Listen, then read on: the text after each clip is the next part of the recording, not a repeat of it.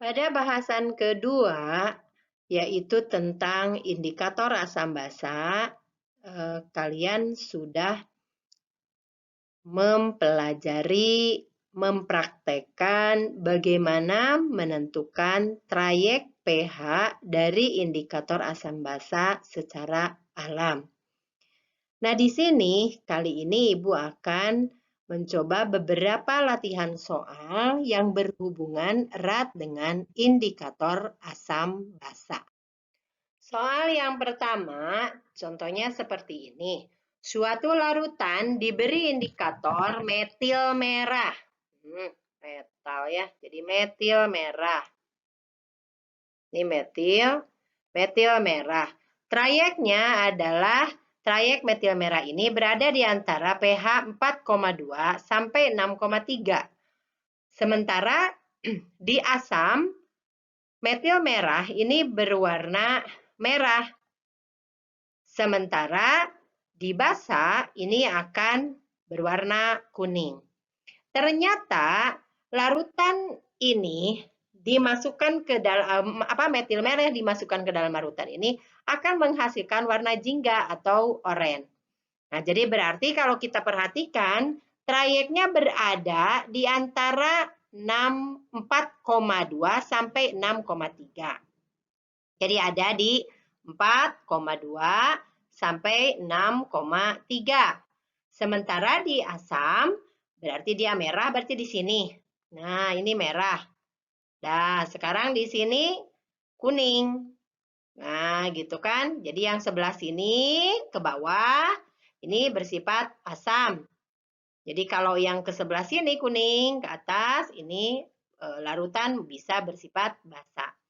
Di antara merah dan kuning, kalau kita campurkan, warnanya akan membentuk jingga atau oranye. Nah, berarti yang oranye ini berada di antara 4,2 dan 6,3. Jadi, kalau ditanyakan berapa kira-kira pH larutan, ya ini. Jadi, pH larutan yang A ada di antara pH-nya ada di antara 4,2 sampai dengan 6,3. Itu yang A. Bagaimana dengan yang B? Ternyata dengan yang B, dengan menggunakan indikator laboratorium yang lain adalah BTB, brom timol biru. Trayeknya 6,0 sampai dengan 7,6. Nah, di asam ini akan berwarna kuning. Berarti sebelah sini, sementara di basa akan berwarna biru. Bagaimana larutan ini jika ditetesi oleh BTB? Nah, kalau di BTB, berarti kalau kita tahu tadi pH-nya berada di antara 4,2 sampai dengan 6,3, berarti kan tidak mungkin melebihi 6,0, gitu kan? Jadi berada di sini. Berarti warna yang diberikan ini adalah pasti berwarna kuning. Jadi larutannya nanti akan berwarna kuning. Mengapa kuning tadi? Karena berada si pH-nya tadi berada di antara 4,2 sampai dengan 6,3. Jadi harus berada di sini gitu ya. Jadi berarti di sini ke bawah. Ya, itu untuk soal yang pertama. Soal kedua yaitu seperti ini. Ada dua air limbah yang diidentifikasi oleh 4 indikator laboratorium. Ada timol hijau, metil merah, brom timol biru, dan penoptalin. Nah, yang ditanyakan di dalam soal ini adalah berapakah trayek pH dari limbah K dan limbah L tersebut. Untuk dapat menyelesaikan soal seperti itu, nah kita akan identifikasi satu persatu dari indikatornya. Yang pertama timol hijau. Menurut timol hijau di sini limbah K biru. Ternyata L juga limbah L biru. Artinya biru di sini biru berada di trayek yang sebelah ini.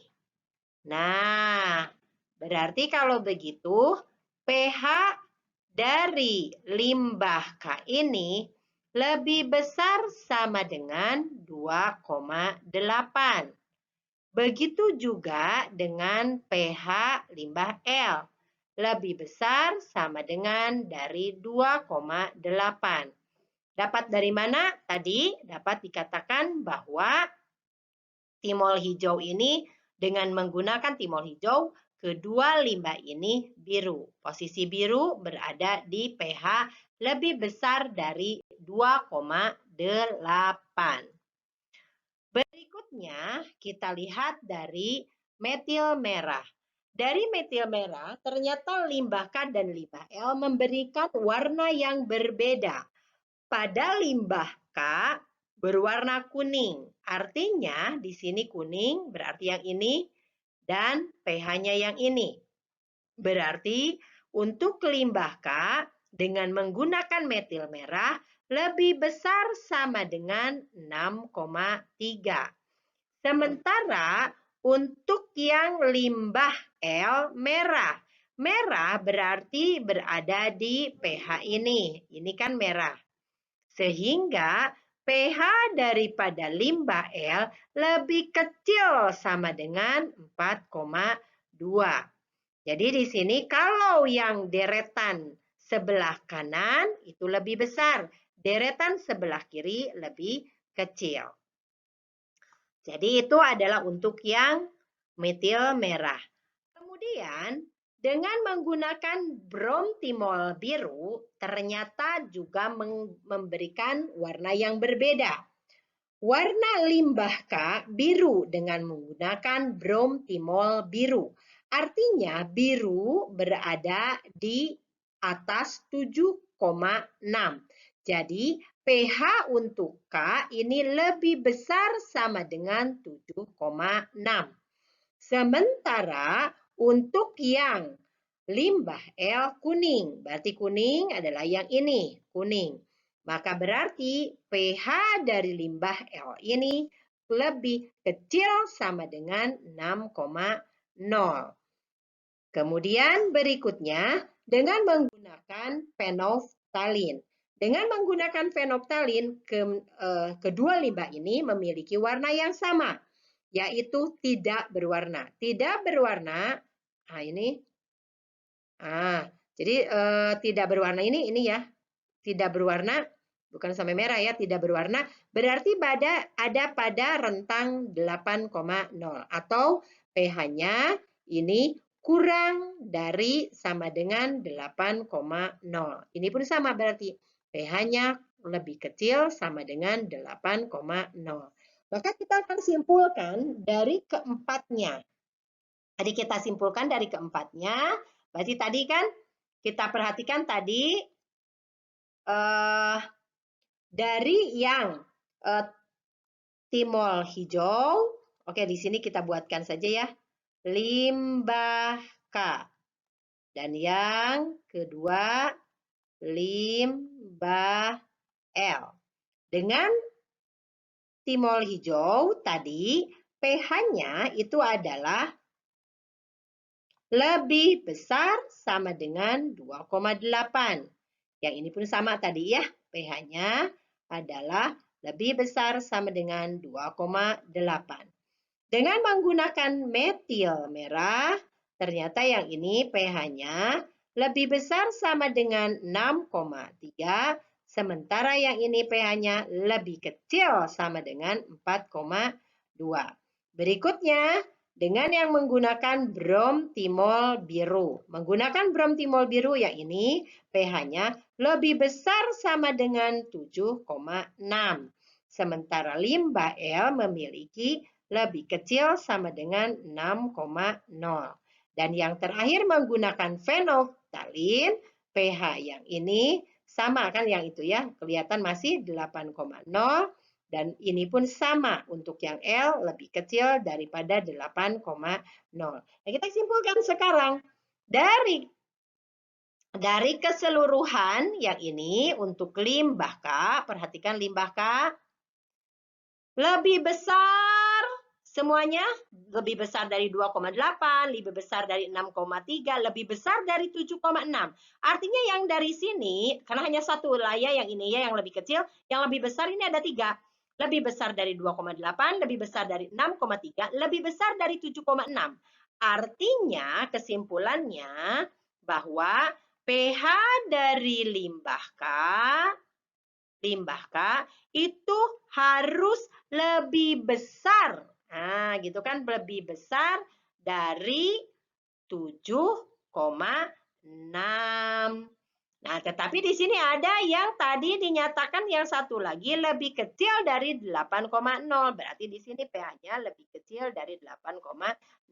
Jadi kesimpulannya, pH limbah K ini berada pada trayek lebih besar dari 7,6 tetapi lebih kecil dari 8,0.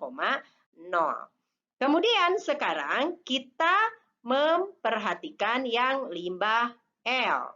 Limbah L di sini lebih kecil dari, pertama lebih kecil dari 2,8, yang di bawah semua lebih, oke. Yang ini ya, kok lebih kecil sih, lebih besar ya. pH-nya lebih besar dari 2,8, yang lain lebih kecil. Berarti kita kan ini lebih kecil, lebih kecil, lebih kecil. Ini yang sudah tidak terpakai. Yang terpakai hanya ini saja. Artinya bahwa kesimpulannya pH daripada limbah L itu adalah harus lebih besar sama dengan 2,8 tadi kan yang ini yang pertama, tetapi harus lebih kecil dari 4,2. Jadi limbah K dan limbah L ini berada pada trayek yang berbeda gitu ya. Jadi yang trayeknya ini kesimpulannya untuk limbah K dan ini kesimpulan untuk limbah L. Nah, demikian untuk contoh soal yang kedua.